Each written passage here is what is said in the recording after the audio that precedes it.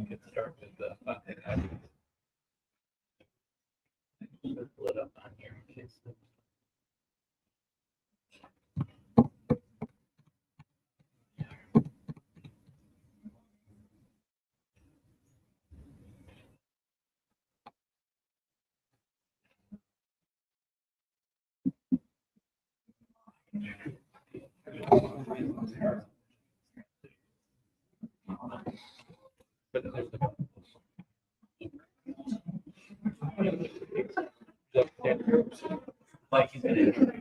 Should we go?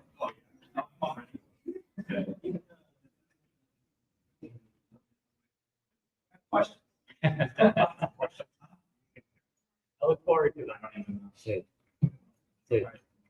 Are we good? Yeah. We're good. Sorry. Yeah, we're live. Okay.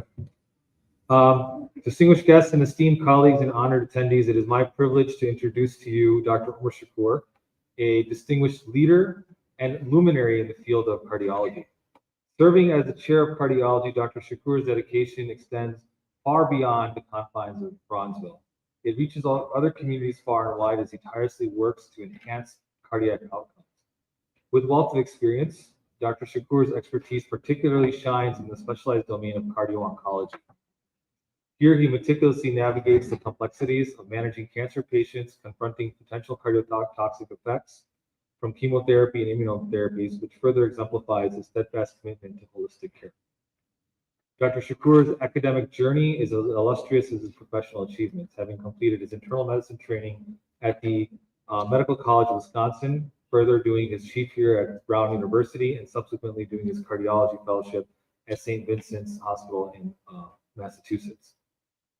Please join me in extending a warm welcome to Dr. Umar Shakur. Thank you so much.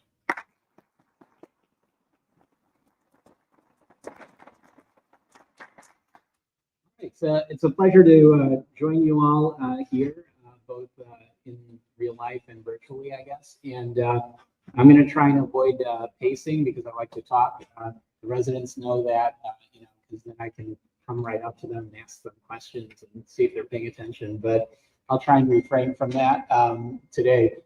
So what I thought would be an interesting topic to discuss is atherosclerotic cardiovascular disease, or ASCVD.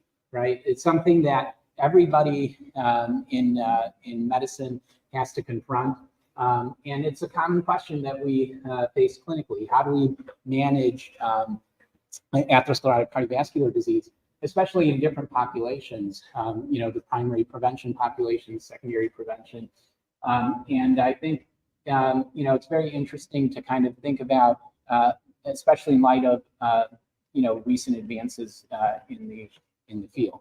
Oh, sorry. Okay, is that okay? Just can I? Yeah, maybe I'll take it. Okay, all right. That's better. Hello. Okay, all right. It's open mic night. So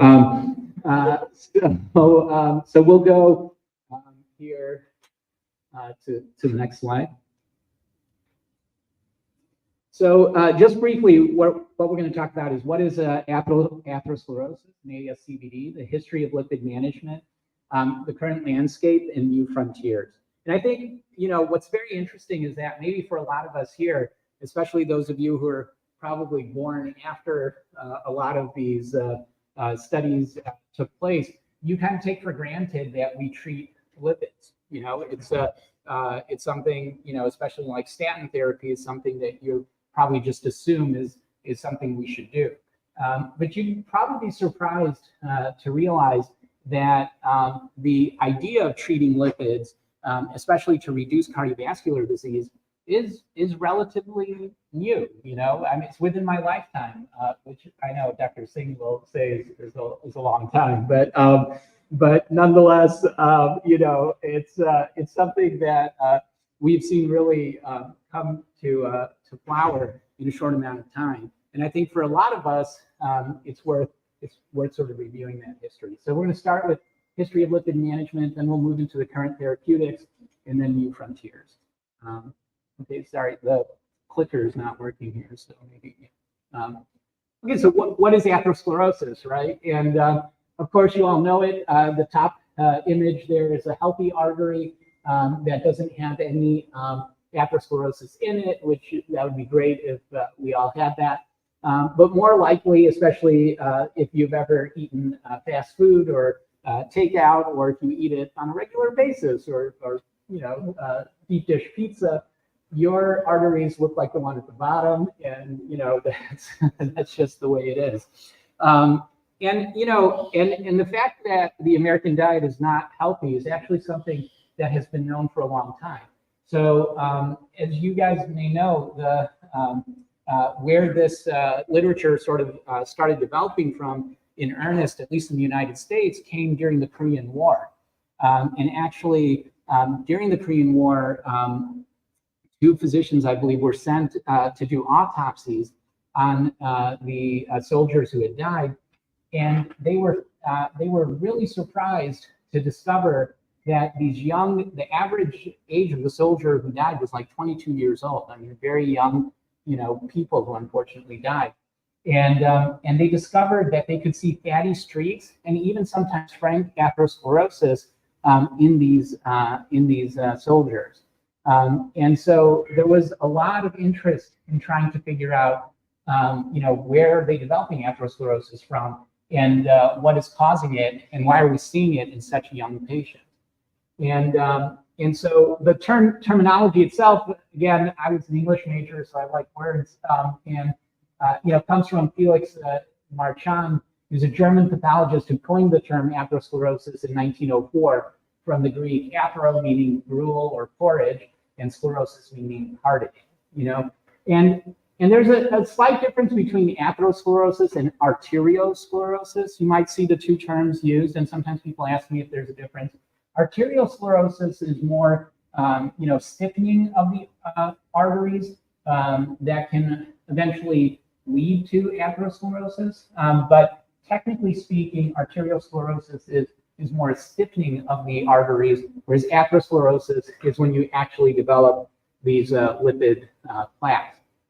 And we're going to get into what makes up this plaque, because one of the things that's very interesting about the plaque is that it is composed of lipids, but it's also composed of immune cells, okay? And at a very early point in the history of atherosclerosis, it was recognized that actually the plaque itself was comprised not just of lipid, but of inflammatory cells, immune cells.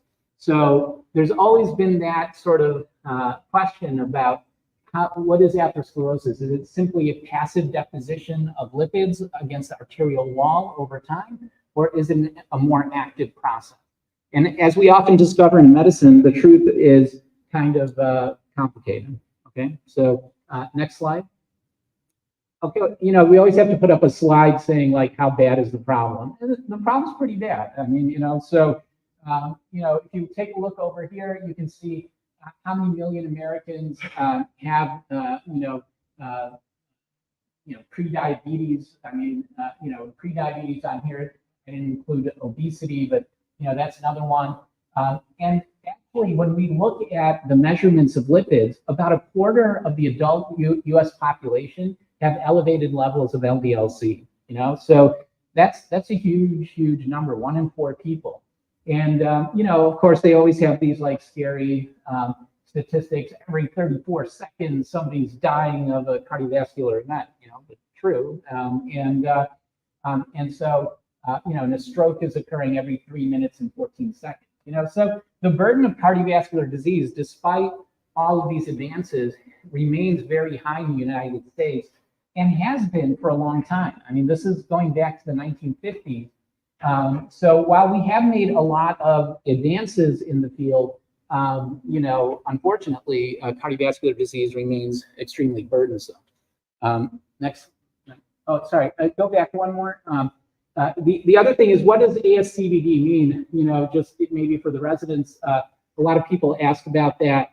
So it's defined as basically a broad term for atherosclerosis in different areas. So it can involve the coronary arteries, it can involve the cerebral arteries, it can involve the peripheral arteries, and also atherosclerosis can lead to degeneration of the artery, while most dramatically, in the form of aneurysms, especially in the aorta. Okay, so you can, so anytime we talk about ASCVD, we're kind of talking about it wherever it occurs, whether it's in the coronaries, the peripheral, or the cerebral arteries. Okay, so yeah, so go ahead. And how new is atherosclerosis? So I told you that, we did these studies in the Korean War that identified, atherosclerosis at a very young age in soldiers. But it turns out atherosclerosis is actually a very old problem. And so they took these mummies of Egypt and, they put them in CT scans, and they were somewhat shocked to discover that, these mummies had fairly advanced atherosclerosis, and this particular mummy has, this is the LAD actually, that's calcified. So unfortunately, probably had a bad event that led to being mummified. But nonetheless, we've discovered that, and this Horus study was, I don't know, they took like 100 and some mummies and found a remarkable amount of atherosclerosis, which sort of begs the question, was the lifestyle of these, Egyptian, mainly royalty, that was led to their atherosclerosis? Or at the time, there was some debate about whether or not atherosclerosis was simply normal aging. But I think probably, as you'll see as we get along, there's a complex interplay between genetics and diet, and certainly there are risk factors that are make you pro-atherogenic. So, atherosclerosis has been with us for a long, long time. It's not a new disease, but nonetheless, here it is. The other thing that was kind of interesting about reading about this was, until this study where they started using CT scans, believe it or not, Europeans and Americans would just go to Egypt and just do like, autopsies. Hundreds of autopsies on these mummies until finally, like, the Egyptians were like, this is kind of, morbid and not nice, so stop doing these things. And then they switched to doing CT scans and other imaging rather than just open dissection. So the data on atherosclerosis actually comes from both CT scan imaging and, many autopsies that were done on the mummies. But anyway, so we'll go to the next. And this is kind of a history of atherosclerosis for you, okay? And so interestingly, the first place that we isolated cholesterol from was from gallstones. So in 1784, a French physician whose name I'm not going to pretend to know how to pronounce, Pelletier maybe, he discovered that gallstones had cholesterol in them.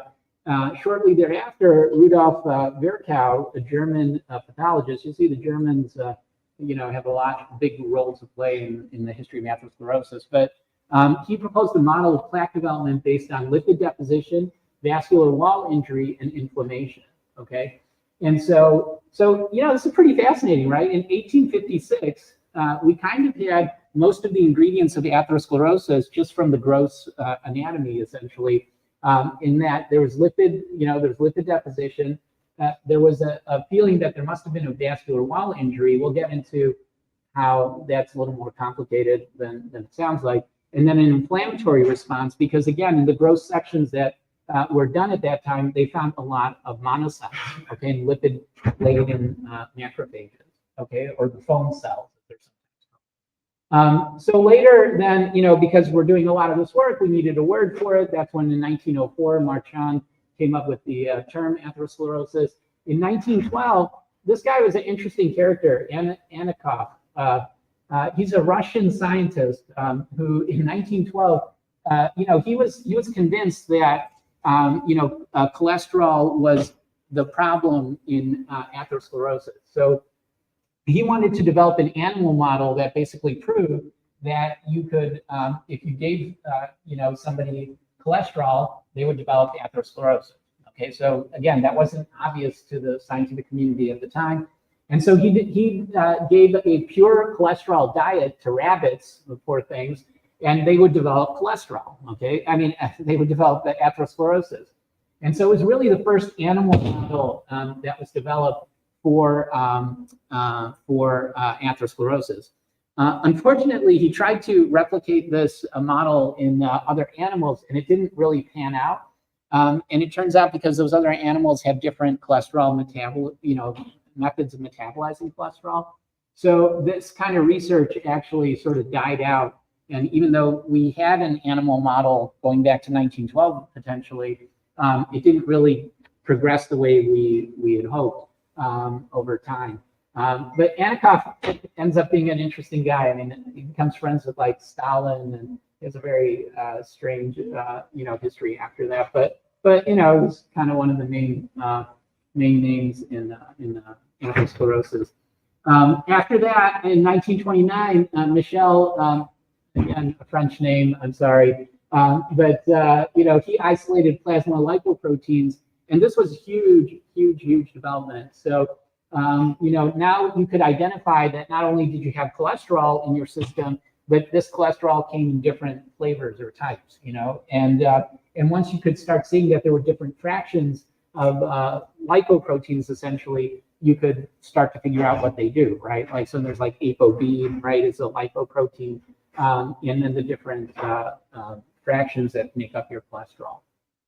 And then we get to 1949, and we get to Goffman, who's a very interesting character. Not character, he's like one of the most famous, the father of clinical lipidology. But, he's from California, and he basically gets into the business of figuring out how to fraction or how to purify blood, because, as you can see, it's 1949. And so World War II is going on, and there's a lot of casualties that are going on. When he did those 49, post that, obviously, but leading up to that, they needed to a way to purify blood for transfusions because of all the casualties that were going on in the war. So this process of blood sort of purification and mass processing of blood led to the ability to basically identify different plasma lipoproteins in the blood and basically kind of purify it out. So he was able to then develop something famously that he called an atherogenic index, where he looked at things like your cholesterol level and your diet. He actually created one of the first risk scores for this all the way back in 1949. And but his main research, his main area of interest actually was in familial hyperlipidemia. And he did some of the early seminal work that showed that the elevation in cholesterol was mainly driven by LDL, okay? And you all know now how important LDL is in terms of atherosclerosis and your cardiovascular risk, but this was new information at the time. So that's why, he's considered so important. Other thing that's interesting is Goffman was from California, right? And, Californians are always very interesting people. So he was kind of convinced that, cholesterol was a bad actor in a lot of cardiovascular, disease and illness. But interestingly, the rest of the scientific community didn't really think so.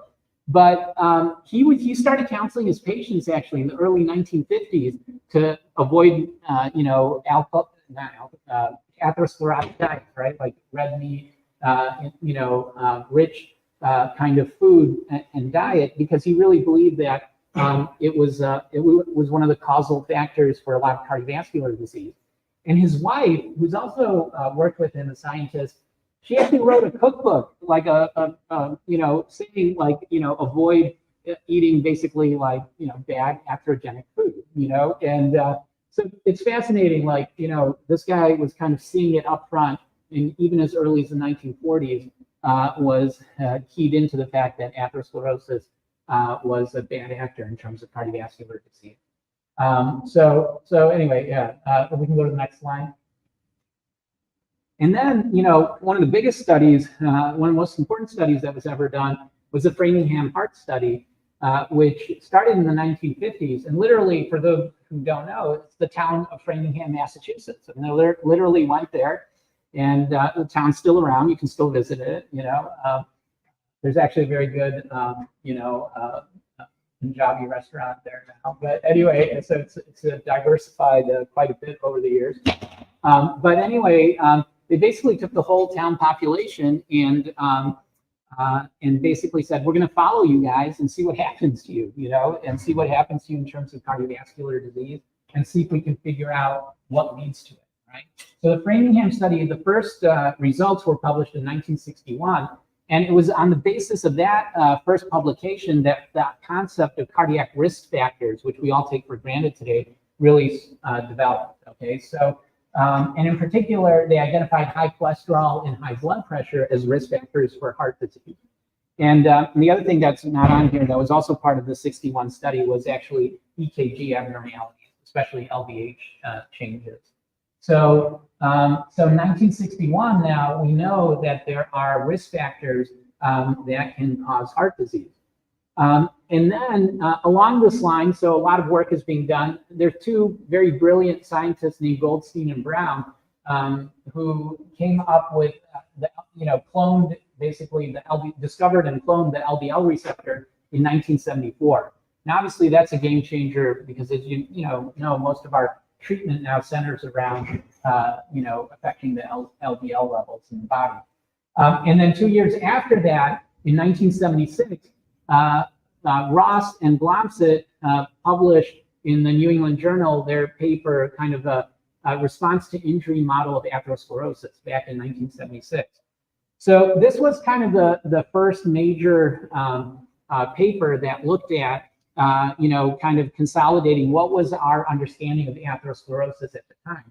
And basically what Ross argued for was that atherosclerosis developed in response to some kind of injury. And that injury, they weren't sure what that injury was. It could be high blood pressure. It could have been, for some reason, the that smooth endothelial surface of the arteries got disrupted or denuded for some reason. And that would cause, for instance, platelets to come to that site, release PDGF, platelet-derived growth factor, and other cytokines and things. And that would initiate the initial sort of lesion in atherosclerosis.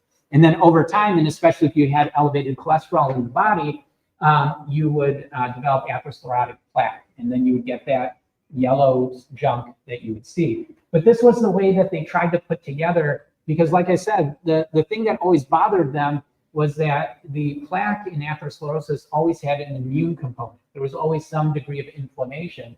And so they were trying to find a way to connect the inflammation that they saw and the immune response with the lipid deposition. Now, so this is all going on. And then in 1984, one of the most important trials basically in American medicine gets completed, which is the coronary primary prevention trial. I have to think about this. This trial took 13 years, and they spent $150 million in money back then, which was a huge budget.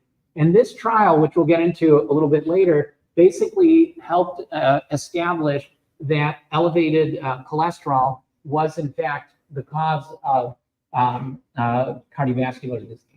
And so until this point, again, even though we have all this data, all this timeline that I've shown you, increasing evidence, and even like I say, Goffman, was telling his patients, hey man, don't, eat healthy, this atherosclerosis is bad for you. We didn't have enough consensus coming into the 1980s now that we needed to treat high cholesterol. In fact, in the 1980s, if you went to see your doctor, they didn't tell you to treat your cholesterol. They were just like, oh yeah, you have high cholesterol, you're, probably just you, and they would just let it go. Like literally, there was nothing really done about it. So after this trial was published, though, that really changed the game. So we can go to the next. And so that after the publication of the trial, the lipid hypothesis sort of became entrenched or became established as, that elevated cholesterol, especially LDL-C, can cause cardiovascular heart disease. So again, you might think, why am I talking about, like, this is so obvious, right? Like to most of you, especially the residents who are all like born after 1984. This wasn't actually known until then. All right, so next slide. And what's interesting is that even after that study came out in 1984, in 1989, Thomas More, who was a very influential science writer, wrote this piece called "The Cholesterol Myth," in which he said that both, it's impossible to change your cholesterol with diet, and the medicines are terrible. So, basically, the cholesterol is a myth that's been propagated by like the, scientific industrial complex to, give Americans a problem that they don't have, So, like in our modern context, this doesn't seem so crazy, right? Like, thanks to social media, people like this, can write articles like this on TikTok, or they're not really writing articles, I guess. But anyway, so unfortunately, this kind of train of thinking was not uncommon. And like I say, you can still download this article. Like it was published in 1989. I mean, it's so. And then the British, my God, they're always causing problems, and like you can never be free of them. Like we fought a Revolutionary War and whatever. But anyway, there was a guy, John McMichael, a Scottish man, who was actually a super good cardiologist. I mean, he was extremely famous, and did a lot of work, I believe, in hypertension and heart failure.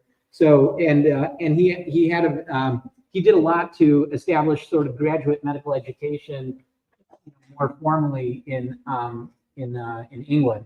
But anyway, so very academic guy, very like well-renowned guy, and he was just like, I don't believe it. I don't believe you. You're all like just wrong. Cholesterol has nothing to do with developing coronary artery disease. So, this is the late 1980s. We're still having trouble convincing people in America or even in England that treating cholesterol is necessary to reduce cardiovascular events. Okay, so that's what I mean. Like, this is not that long ago. All right. Again, some of you, yes, it is. Next slide. So this is that trial that I mentioned, the 1984 trial. This is called LRC, just stands for Lipid Research Clinics. So the US government actually funded like 12 what they call lipid research clinics across the country. I think it was 12, which were basically at academic centers to research this, because they're like, look, Americans are dying. Like since, like I told you, since the 1950s, people were dying of cardiovascular disease, lock, stock, and barrel, right? And and we couldn't figure out why. Like, why are so many people dying of heart disease? We need to find an answer. So they funded this huge project, and this coronary primary prevention trial, that $150 million trial, 13 years, was like their big, investment. They were like, okay, this is your chance, science people, to show us that, cholesterol actually causes heart disease. And if this trial's negative, it's over. Like, we're not giving you any more money, and this is your chance. So what they did was they took 3,806 men, and they had primary hyperlipidemia, which at that time was defined as like super high. And it's like that to even be considered high cholesterol, it had to be like over 300. And just to give you a sense of like how bad cholesterol is back then. And they basically gave them cholestyramine. And cholestyramine is like a terrible drug. So if any of you have ever encountered it, it's like sand. It literally is like sand, and it tastes like sand. And so they were supposed to take 24 grams of this stuff a day, but it was so terrible that people refused to take 24 grams. So they actually, ended up on average, people took 12 grams a day of this cholestyramine. And this was even after some scientists figured out how to add orange flavor, but I guess it didn't help. But it still tasted like sand. And what this trial found was that after 7 years, with 12 grams of cholestyramine, there was a 12% LDL reduction and a 19% reduction in cardiovascular heart disease. Okay, so this was the first trial that kind of showed, okay, look, there is definitely a relationship between LDL lowering and a reduction in cardiac events. Okay, and the funny thing was, this trial was barely positive. So that was part of the reason why. That guy, Thomas More, wrote the article later saying the cholesterol myth, because, the statistical significance of the trial was barely met. And there's a lot of reasons why, which I'm not going to get into. But So because there was still all this kind of stuff going around, like, does it really help? And like I say, this is now the late 80s, early 90s. There was a study that was done called the 4S study, which was the Scandinavian simvastatin survival study, which kind of was the answer to the question. Okay, they took 4,444, I guess they were really into the number 4, it was mostly men. There was only about 19% women in the study, and obviously they're mainly white. They're Scandinavian, but they had to have a history of angina or previous MI. And the previous MI had to be 6 months or more because they didn't want to use it in people who just had a heart attack because we were still trying to establish whether this was beneficial. And the average LDL level in Scandinavia at that time was 188. That would cause me angina, right now. So, and what they found was that when they were given simvastatin, there was a 35% LDL-C reduction and a 30% relative risk reduction in mortality. So again, very definitive. This trial was super positive, and it really sort of changed the game, okay, in terms of establishing what we call the lipid hypothesis. Okay, and then there's a bunch of more studies that will come out after that, but I think these two are worth knowing about. We'll go to the next slide. And so then you get statins, and the story about statins is very interesting. So I'm going to spend a minute, if I'm not going too long here, but as you can see, I like this topic. But Akira Endo is a Japanese scientist who was studying fungus. Okay, and so at the time, you guys remember penicillin was discovered, right?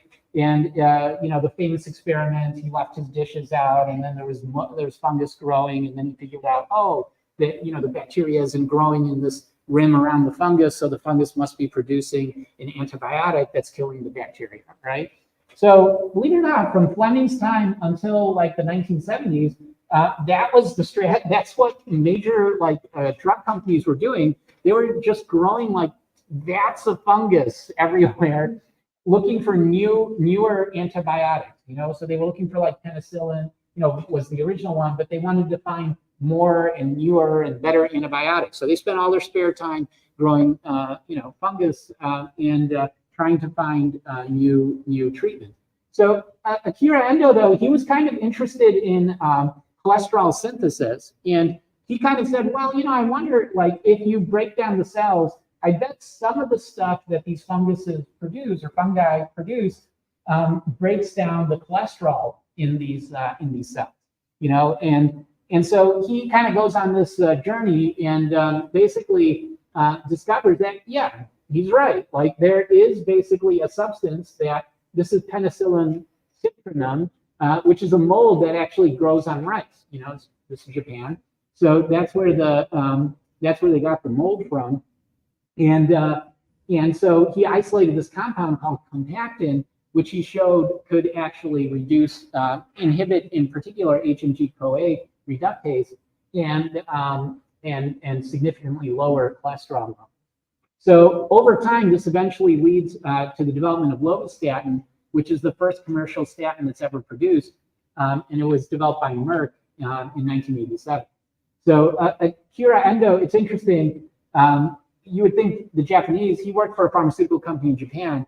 You would think they should have developed the first, a statin. But what happened was when they were doing these experiments, there were two things that got in the way of Japan being first, which was that when they did the studies, when they gave this compactin substance, they noticed that the cells developed all these growths inside of them, and they weren't sure what they were. And so they said, oh, this could be a toxicity of the drug, so we can't use it. But it turned out there was nothing. I think it was the endoplasmic reticulum of the cells or something. It was a reaction. And then the other thing was that when they gave super high doses in Japan to the dog. They used a dog model at the time. And some of the dogs developed cancer. So then they were worried that, this could cause cancer. But then the US, especially the Merck team, they were the doses they were giving the dogs were crazy high. So they're and their molecule was slightly different than the molecule the Japanese were using. So they were well, we don't think, you know, that this is going to be an issue. And so they initially paused their own clinical trials, but then after some reviewing safety data of the patients who were in the trials, they decided to go forward, and eventually lovastatin was approved. Later on, you know, Japan does develop their own version of lovastatin, so they do get in on it. And then you can see that this compactin substance, which is most related to lovastatin, eventually led to the other statins, which you all know of: simvastatin, pravastatin, atorvastatin, pitavastatin, and rosuvastatin. You know, so you have them. Okay, next. And so now, now that we have the 4S study, you know, and all these different studies, and now we have a drug that's actually really good at lowering LDL-C, and we're starting to see that, you know, lowering LDL-C leads to reductions in, you know, cardiovascular events. The question now became, does the aggressiveness with which you lower LDL-C improve outcomes? So one thing is just to give somebody like, you know, simvastatin 20 milligrams, 40 milligrams, or give somebody rosuvastatin or atorvastatin. But does lowering the LDL above and beyond give you additional benefits? And so there were kind of three big trials that are worth knowing about in that respect. One was called Prove It, in which they took you know, patients that just had an ACS. So this was 4,162 patients who basically had a heart attack, and within 24 hours, they gave them either atorvastatin 80 milligrams or pravastatin 40 milligrams, okay? And what they found was that the LDL was reduced to 95 in the pravastatin arm and reduced to 62 in the atorvastatin arm. And the atorvastatin arm had a 16% risk reduction going out, you know, I don't remember the duration of the study, but, you know, it was pretty significant risk reduction compared to that. And that was the difference of LDL from 95 down to 62. So these are still, you know, kind of reasonable LDLs. As you know now, modern guidelines are even more aggressive, less than 55 in post ACS patients. But you know, it shows you the benefit. And then the treat to targets, or the TNT study, treat to new targets study, showed a 22% risk reduction when you compared atorvastatin 80 to atorvastatin 10. The atorvastatin 10 group got down to an LDL of about 100. The atorvastatin 80 group got down to about 70. And this was 10,000 patients who had any kind of history of cardiovascular heart disease, and their baseline LDLs were already less than 130.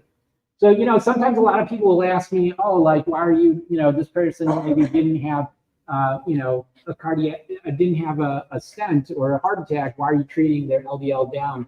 Well, you know, there's some evidence that if they have any kind of heart disease, and usually those are patients I've seen, you know, getting their LDL down to 70 is beneficial. But anyway, and then lastly, there's the, you know, clinical trialist trial, which basically was a meta-analysis of all the major statin trials that had been done.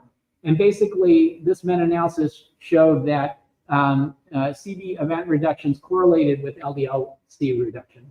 Every, you know, 10 points that you lowered LDL, you lowered CV events, you know, so it's pretty linear. I mean, you know, the relationship is pretty direct. Okay, so I think now I've convinced you that lower LDL-C is better. So let's go to the next. So now that's history, okay? And we probably spent too much time on it, but what's the current landscape, right? So the 1990s were really the year of the statins, you know, the decade of the statins. You know, so now you begin to see that, you know, there's numerous trials showing benefits of statin therapies in ever widening groups of patients, but also benefits from the intensity of statin therapy.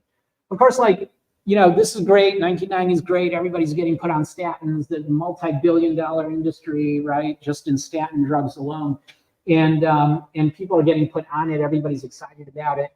But you know, there have been a lot of concerns about statin therapy, right? Like there's been concerns about muscle aches, muscle weakness, rhabdomyolysis, and there's all these treatment guidelines that are around that. Well, make sure they don't have vitamin D deficiency. You know, coenzyme Q10 is always coming in and out of favor. Like, should we be giving that or not?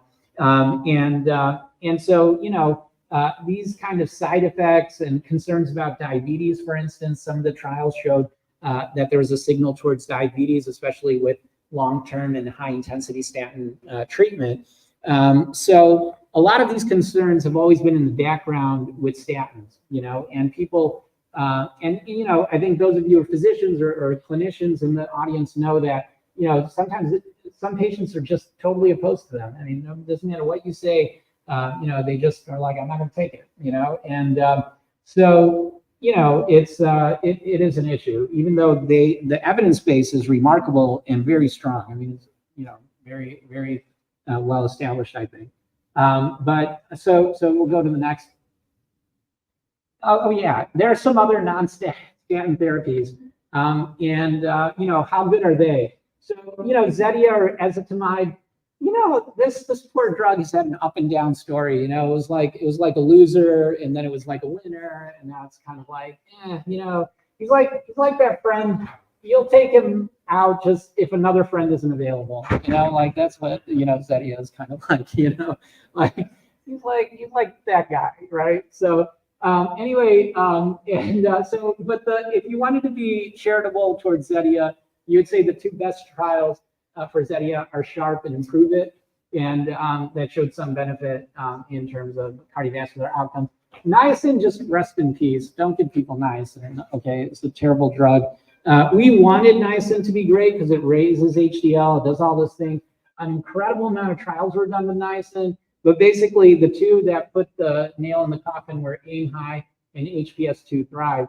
And I actually remember when AIM High came out, so I'm not that young, I guess. But anyway, these kind of put the nail in the coffin for niacin.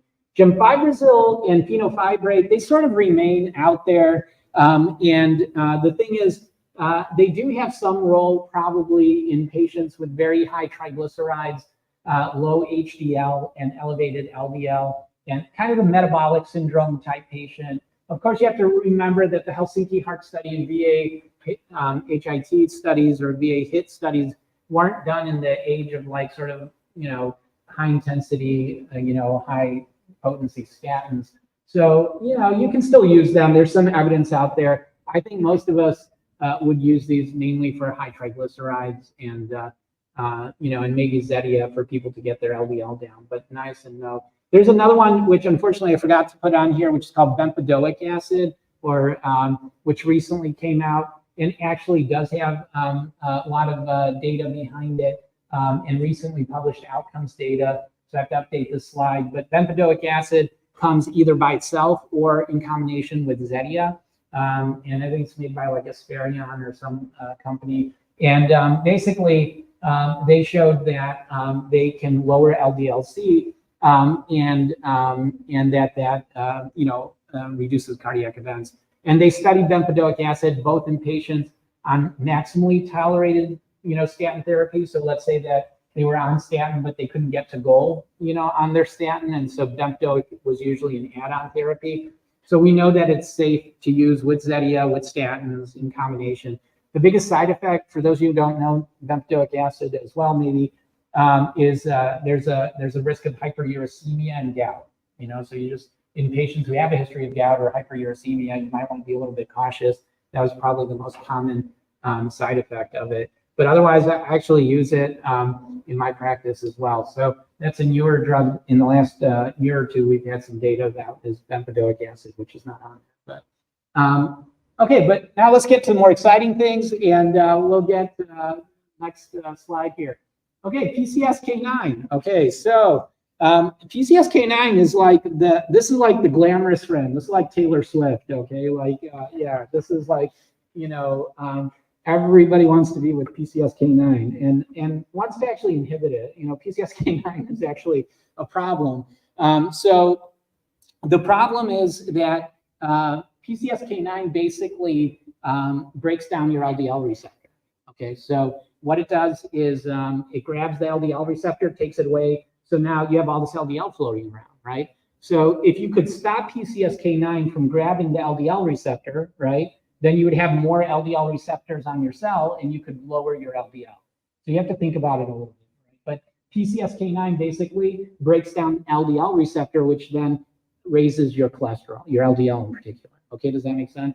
So very fascinating, actually. A female, I don't know if she's a cardiologist, I assume, Marianne Abu Fadl, she was in France, where a lot of this stuff seems to happen. And in 2003, she actually identified that she was following a family of severe familial hyperlipidemia. And I didn't spend enough time on this, but unfortunately, especially the homozygous familial hyperlipidemia syndromes, these are people who can actually develop MIs in like their teenage years. I mean, it's very severe. Their LDLs are through the roof. These are patients who need like LDL pheresis and crazy sort of interventions like that.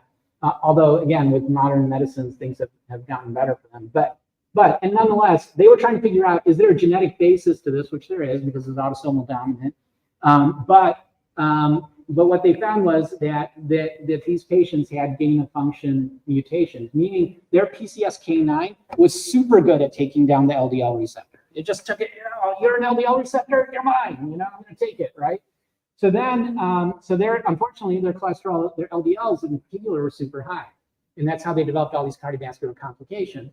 So then some, brilliant people were like, well, if there are people who naturally have gain of function PCSK9 mutations, there must be people who exist in the world who have loss of function PCSK9 mutation, right? Meaning that their PCSK9 is like super lazy, doesn't want to do anything. It's like, oh yeah, LDL receptors, y'all just, you just do your thing. And those patients, when they found them, like, across the world, they're in scattered locations, they found that these patients had almost no history of cardiac events. They didn't get heart attacks. They were basically heart attack proof.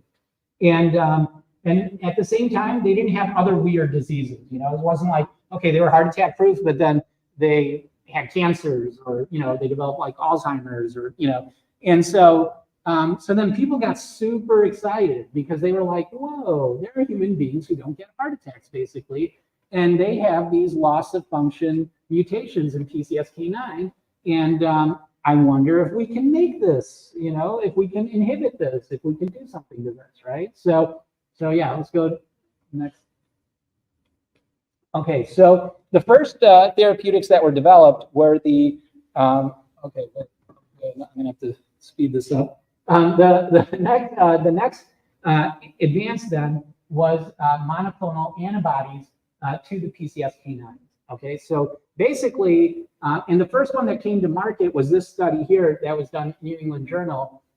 They took what's now called alirocumab. If you look at the original study, it has a weird name like SAR39662 or something like that, but it has since been named alirocumab, which I'm probably also not saying right. But anyway, and what they did was they took the patients. Because this was a new drug, okay, it was a monoclonal antibody. They took it and they combined it with patients who were already on 80 milligrams of atorvastatin, 10 milligrams of atorvastatin, or just atorvastatin. And so what they showed was that if you were just on atorvastatin 80 and placebo, your reduction in LDL was only 17%, which by the way is one of the criticisms of the study because we know from a lot of other studies that if you're on atorvastatin 80, your LDL should be a lot lower than that. But anyway, okay, so we can have a journal club about it if you want. But nonetheless, they found that alirocumab and 10 milligrams of atorvastatin, 60% reduction in LDL-C, and then alirocumab and atorvastatin 80, 70% reduction. This is like off the charts, And so what's fascinating is that the FDA was so stunned by these reductions in the LDL-C that they actually approved these drugs, Repatha and Praluent, without any outcomes data. Because the science has now gotten to, remember when I told you earlier, we spent so much time trying to convince people that you had to lower LDL to reduce cardiac events. Now the pendulum has swung the other way, where it's like, we haven't even shown yet that this drug will reduce cardiovascular events, but because we're so convinced that LDL lowering will lead to a reduction in cardiovascular events, they just approved it. They're like, 70% LDL reduction, like sign me up, so this was like a major, advance forward in LDL reduction. It's most commonly administered as a twice a month injection, okay? So yeah, let's go to the next.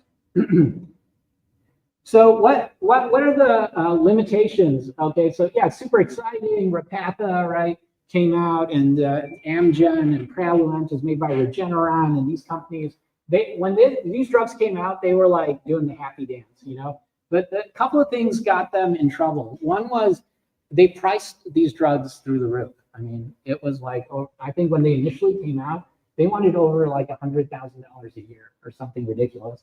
I mean, it was so ridiculous that actually many academic cardiologists who usually work with these companies to develop these drugs actually wrote a paper like saying that, you know, these drugs are like super amazing, like please lower the price.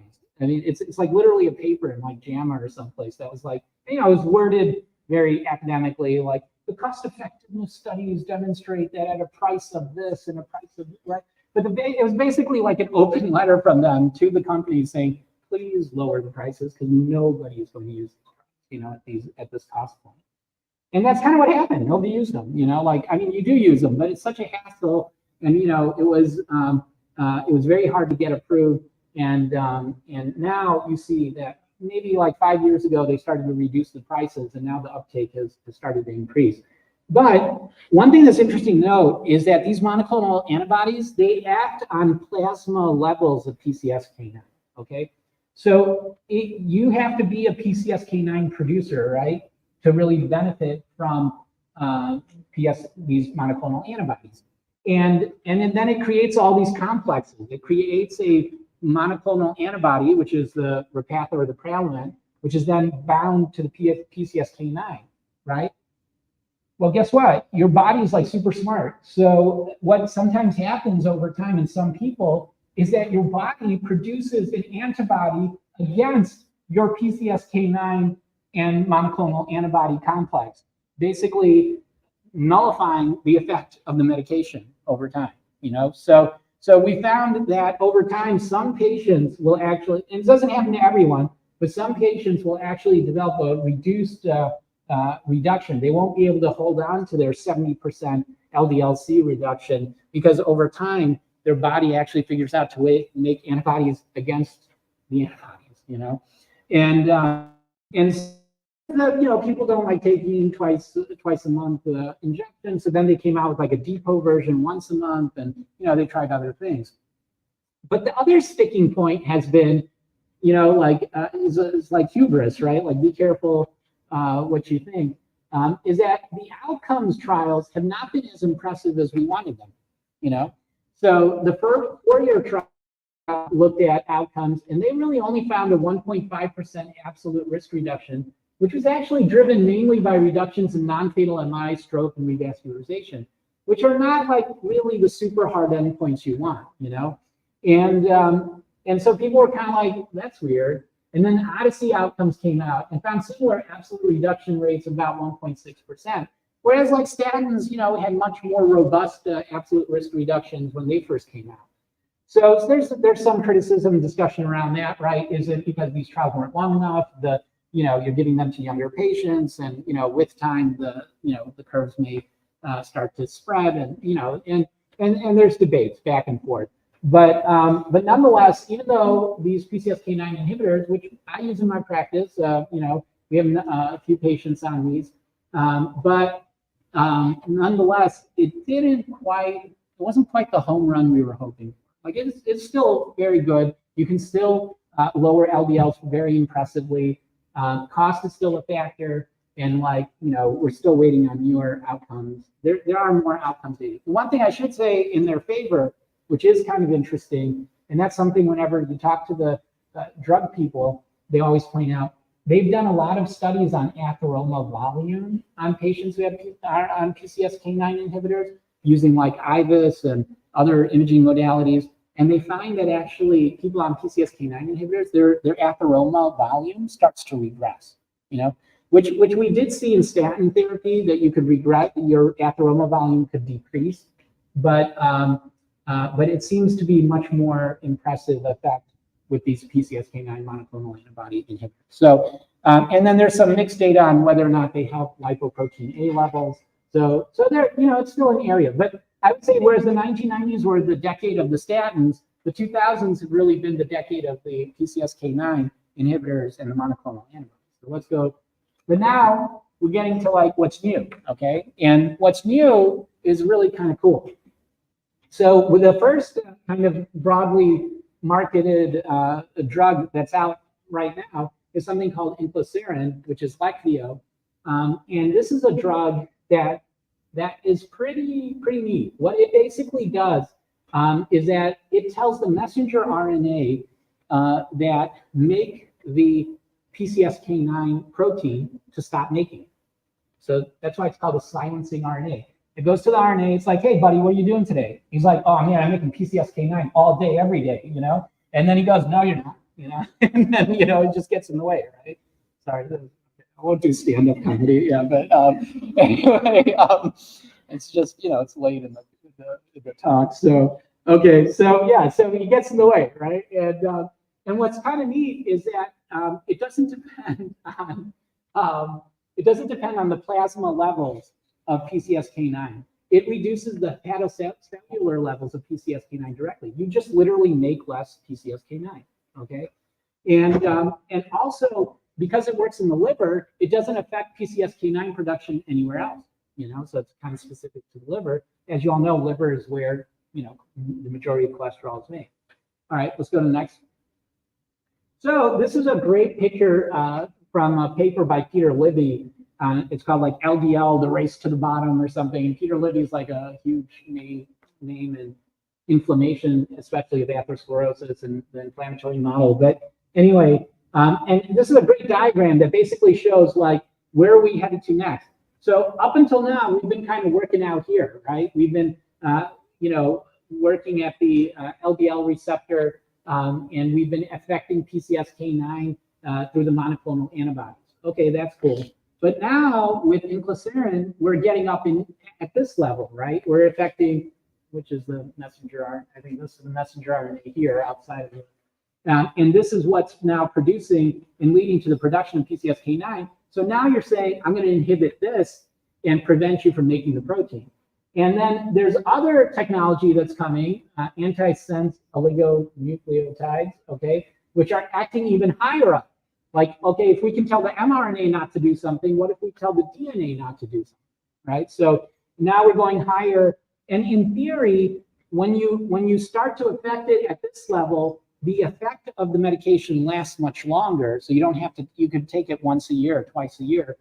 And in theory, the side effects should be less, you know, because it's more specific to.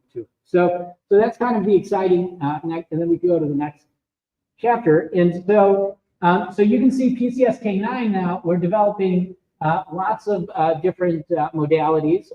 The monoclonal antibodies we already talked about, but there's also approaches involving CRISPR editing of the PCSK9. And then, like I talked about, the mRNA, we already have inclisiran. What's kind of cool is, you know, with CRISPR, and that's a whole separate discussion, potentially you could be, you know, you could just take it one and done, you know, it could be a treatment for life. And then there's another area that's becoming really interesting area of research is ANG PTL3. I don't know what its friends call it, but anyway, this receptor, there's similarly a lot of interest in developing anti-lipid therapies based on this pathway.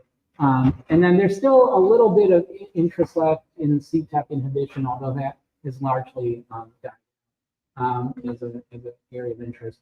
But I think you're going to see that the future holds much more continued therapeutics in the PCSK9 area, but the newer drugs are really going to come out with the ANG PTL3, and we'll, you know, I don't think I have time to get into that today, but I'm going to end on the next slide. Oh no, I still have, okay, I'm just going to do this very quickly. Yeah, go back one. So just to remind you that in your clinics, you know, you're probably used to using the ASCVD score. I just wanted to kind of let everyone know that there's now a new score called the PREVENT score.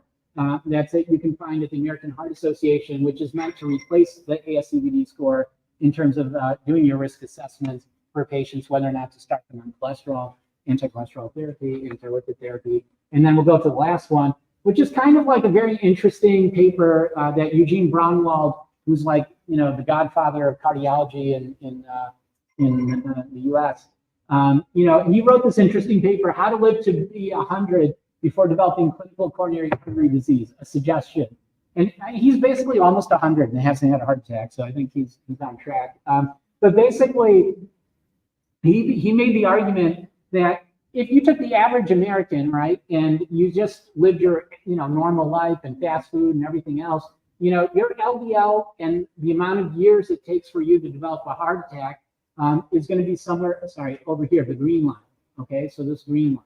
All right. So you're probably going to have your heart attack right around 65. That's 60, that's 80 or 70, 65, 70 years old. That's what the average American does. 65 is a risk factor, 65 and older is a risk factor for heart disease. But he said that's because we let the average American's LDL remain high, and then it's high for many years. And so, in this example, he just picked a threshold of 7. But I'm not saying that's the threshold, so don't commit that to memory. But he said, so if we imagine that there's a threshold at which people get heart attacks, okay, that's determined by their LDL years, okay, so the number of years that their LDL has been elevated, kind of like pack years and tobacco use, right? So based on the number of years that your LDL is elevated, then it's going to take you this many years to develop your first heart attack, okay? But if you, and conversely, so if you took this patient is somebody who basically has like a familial hyperlipidemia, the red patient. So they have like super high LDLs early in life. Their LDLs are 200 or above starting in their adolescence, and they have their first heart attacks like in their 30s, okay? So that's an example where naturally we see people who get heart attacks in their 30s because their LDL is super high for a short amount of time, but it's because it's double what this guy's was. But what if you take this guy and around age, what he picked, I think 40 here, you started to treat him at age 40 and got his LDL down to like less than 60, then you could shift the curve so that he never gets a cardiac event until he's like 100, And so in this paper, actually, he kind of argues that drugs like inclisiran would be a way to achieve that, because inclisiran is only twice a year injection. So it's almost like getting a vaccine, right? You just come in twice a year. And, again, I'm not saying this is going to become national policy, but you could see the direction this is going, especially if some of these other oligonucleotide treatments and some of these other therapies do have the same thing, like once, twice a year treatments. You could suddenly get a large fraction of the US population starting in their adulthood, maybe age 40 or so, put them on treatment and, substantially reduce the risk of cardiovascular disease or coronary disease in particular. So I do think that's kind of an interesting thing to end this on is where lipids started, where we are now, and the potential of the future to vastly reduce the burden of cardiovascular disease, with these therapeutics. We'll see what the future brings. I mean, even with what we have right now, it still remains the number one, disease and cause of mortality.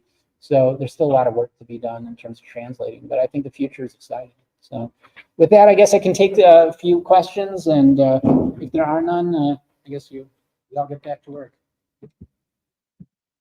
Any questions?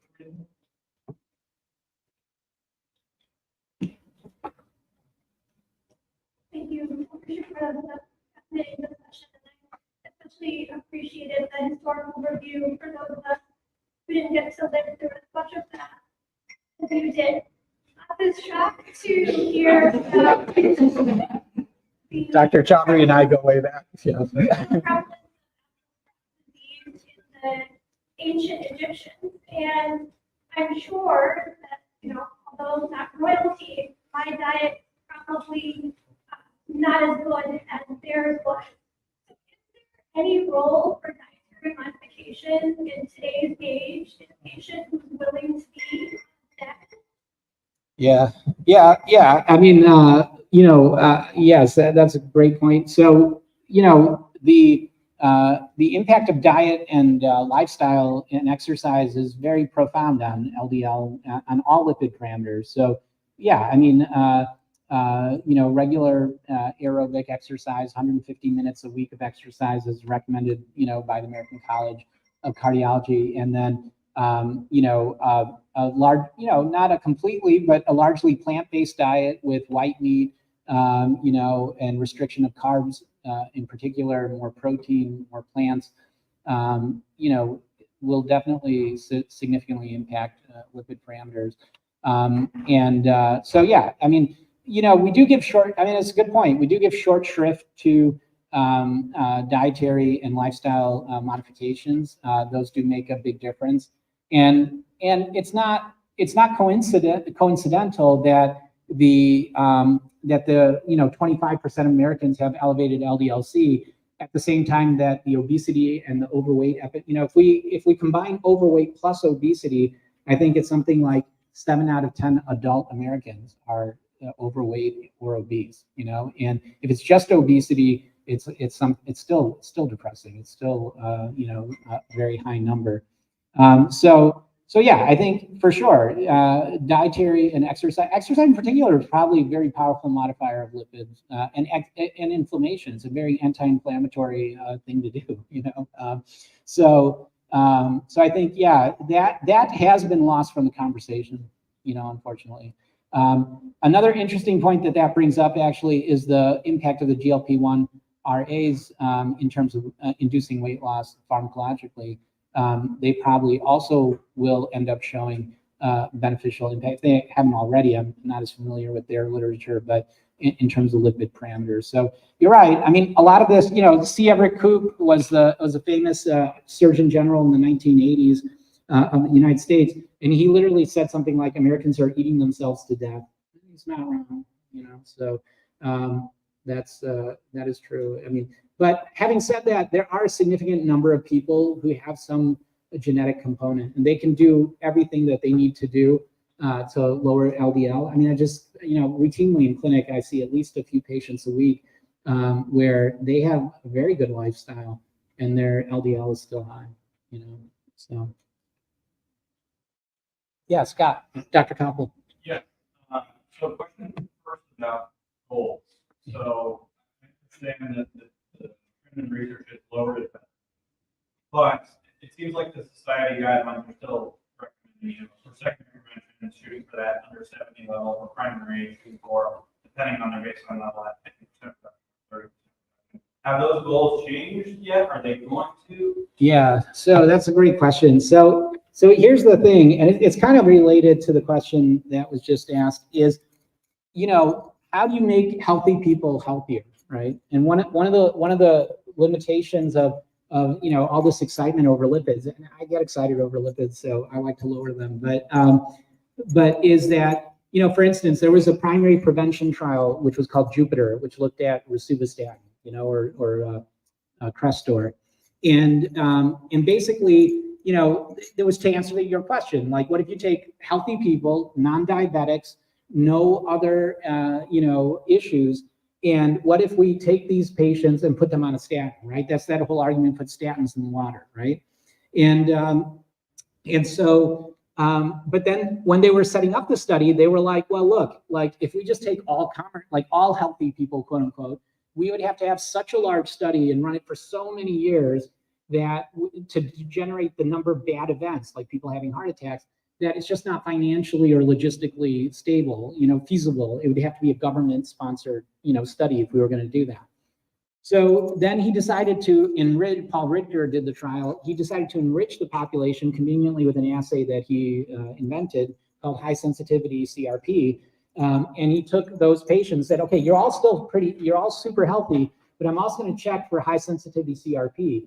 If your high sensitivity CRP is abnormal, then there's something not quite right about you. You have some inflammatory issue, okay? And then I'm going to put you on rosuvastatin and see what happens, right? And so he did, and and again, there's debate over the trial, but it did show a significant reduction in events, okay? And again, the number of events and the number of events were low, and the absolute risk reduction was low, but CRP did go down, LDL did go down, and cardiovascular events went down. So basically, it's a long way of me saying that if I'm going to go based on evidence, right? What I can tell you is probably the most healthy population you could subject to treatment like that would be somebody who mirrored the Jupiter, group. They had an elevated high sensitivity CRP, no atherosclerosis that they know of, and are otherwise okay. But you're right, like these kind of more aggressive guidelines don't really apply to the primary prevention population who are not otherwise high risk. If they're primary prevention and high risk, the answer is no. We know those people benefit because of the statin trials, not even forget, so in other words, diabetics who have never had any heart attack, heart disease whatsoever, they get put on atorvastatin, they have less heart attacks. Okay, so primary prevention in high risk groups has always been beneficial. Primary prevention in like healthy, like, I guess you could say low risk patients, no, the evidence is not as robust. So then that leaves intermediate risk, which is a large chunk. It's like, okay, how do I figure out what to do with the lipids of intermediate risk? They're not high risk, they're not diabetics, and they're not low risk, who I can just watch or tell them to do lifestyle. So intermediate risk, you have the option to use risk enhancing things like coronary calcium scoring, like Dopplers of the carotids.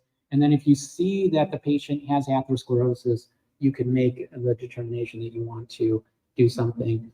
The other way that this comes out is people who incidentally get chest CTs or even chest x-rays. And, they're noted to have significant atherosclerosis, especially in the coronary distribution. I do treat those patients more aggressively as if they're a high-risk patient. So I will treat them like a diabetic for primary prevention. I'll put them on high intensity, high duration statin, And, the craziest example I had was a young man, he's a firefighter, and he was part of a trial to get like non-contrast CT scans for firefighters, just to screen because they get exposed to smoke. And would that be a beneficial? And he came back with a CT, and his entire LED was like bright as day, like calcium. I mean, he's like, I want a cat like now. I was like, okay, slow down, let's do stress. Let's figure it out. But he was young, So I think those cases, yeah. I mean, I do treat those. So we do have now kind of incidentally discovered in people who we might not have otherwise associated with high risk. And that kind of brings up, calcium scoring. I can maybe do that another day, just even as a resident discussion. But, there's a whole discussion about the power of zero and calcium scoring, and so a lot of preventative cardiologists are really big into calcium. They're like, oh, if you have a score of 0, you can safely de-risks you instead of enhancing your risk. And there's some caveats to that, but generally speaking, that's probably true. CTs don't quantify soft plaque, so you miss that. But generally speaking, on population studies, people with 0 on their calcium scores have very, very few cardiac events. So so it's complicated, but I think primary prevention, high risk population, you should treat aggressively. The evidence is robust. Intermediate risk, you have some leeway and it's shared decision making. Low risk, you don't need. You just don't exercise. Yeah. Only once in a while I will, if their LDL is like just like nothing else is wrong, their LDL is just like 180 for some reason. I mean, to me that's not. I'm kind of diagnosing them as a familial hyperlipidemia, which then should be treated. But usually those patients will have a family history that's pretty notable. So yeah, but there's always grays, as gray zones. Yeah, that's a good question.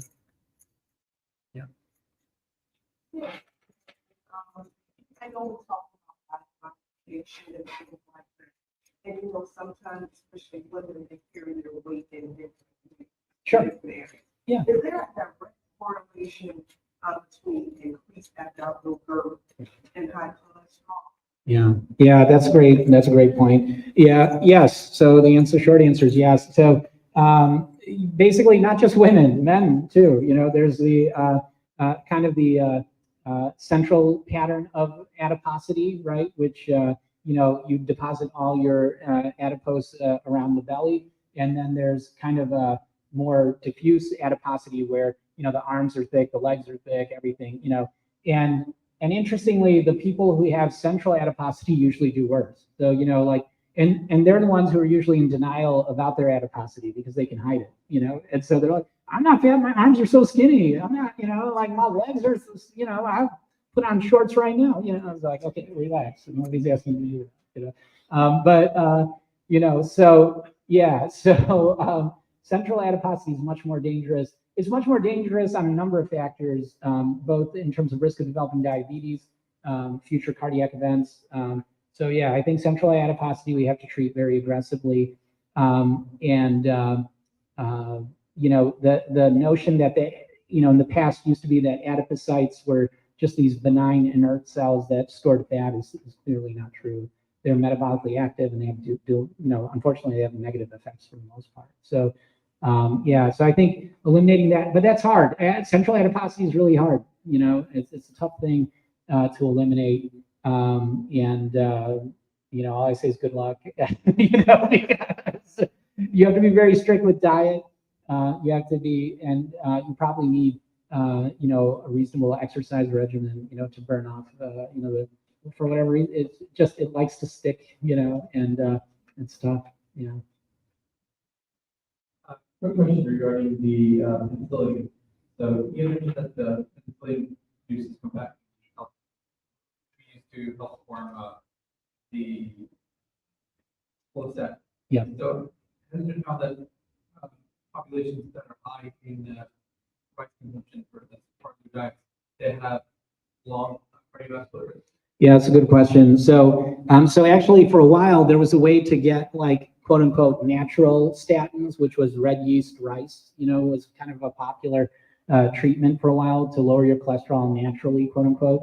And basically, what that was that this mold, was essentially growing on the rice, and so they would just give you that, and say, okay, here you go, have. But the FDA actually outlawed that. So even if somebody is selling you red yeast rice or whatever it is, it actually does not contain it, because as you can imagine, a mold that is growing, or producing compactin isn't producing it in a predictable fashion that you could take it as a medication. So it's not, so it's not the rice that has the benefit, it's the mold on the rice. Yeah. So if you're eating moldy rice, maybe, but then you probably have bigger problems, So yeah, you're not going to die of atherosclerosis, but might die of food poisoning, So you got to pick your, But I think, look, I'm not against, I'm a big fan if there's an, quote unquote natural way to do things, sure, but I just don't think there's not a lot of natural, other than a comprehensive natural lifestyle, right? Like we were talking about plant-based, white meats, restrict your carbs, regular aerobic exercise, 150 minutes a week. Yes, when you do all that, obviously, like I say, lifestyle's hugely. The sad thing is we don't fund or do the research, but actually Dr. Ritker, I went to one of his talks once, and he has a whole thing about lifestyle and like the literature that shows like reduction in CRP, reduction in LDL, reduction in this. He's like, isn't it amazing? Like, yeah, that stuff's like super beneficial, right? So yeah, it's kind of obvious, but and if it were a drug, it would be a blockbuster, but we don't, So I think yes, eat healthy, but is broccoli the answer? Not totally, or oh, sorry. No. Any other more questions? Yeah. More comment. More comment. So, to me, that Shakur is on intervention. I like numbers. I don't like the ratings. I like black and white. And just to go off that topic, questions with the residents as well. So, very anecdotal, okay, not database, but again, if you look at the studies, it does push towards that. Basically, it's like lower the LDL, the better. So for primary prevention, yeah, close to 100, okay? And so 100 is that's okay, but it all depends on what else is on the patient, particularly once they hit that 40 and even the data here suggests that. Once the patient has legitimate evidence of atherosclerosis, that can be discovered, right? You do a carotid, you do a cardiac, non-obstructive stuff, atheroma, whatever it is, being accepted. Once they've had an event where they need an intervention, meaning steps, either heart, legs, carotid, or they've had a stroke. If you guys want numbers, those are, so in reality, lower the better. But, you know, there's a lot of data on it, but I think sometimes just have to go there just to get through a day. So if you can aim for those numbers, No, yeah, that's a great point. Yeah, I think, it's funny. I think most cardiologists, if you were to survey, I mean, I've been taking statins for a long time, and it's, because even if they don't really have that elevated lipids, anytime you go to a conference, everyone's like, yeah, man, I'm taking my Crestor or my Torvastatin. So, I think for our community, it's like, it's obvious, it's just, obviously, there's some nuance to it, but yeah, just my own personal opinion is not guidelines based lower is better, man. I mean, why would you let it run high? What about HDL? Yeah, that's a separate talk, but, so HDL was a huge interest because there are lots of studies that show that people who have high HDLs, are healthier than people who have, low HDLs.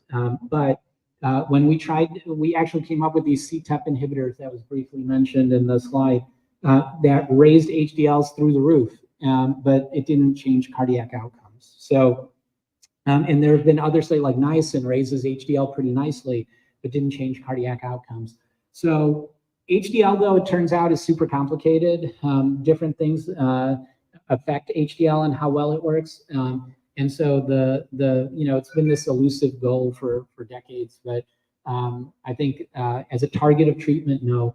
Where HDL is helpful for me is if a patient who I've been following tells me they're exercising and their HDL stays low, then I know they're not, and when they are exercising, their HDL will go up, and a lot of times I'll tell them that, and they're like, they have their cholesterol before the visit and their HDL was like 37 and now it's like 52.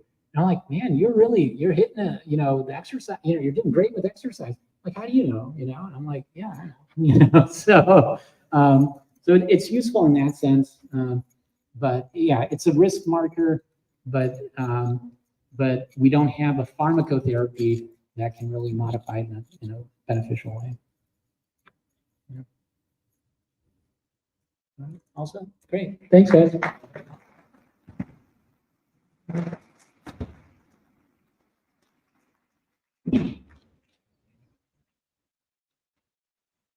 All right.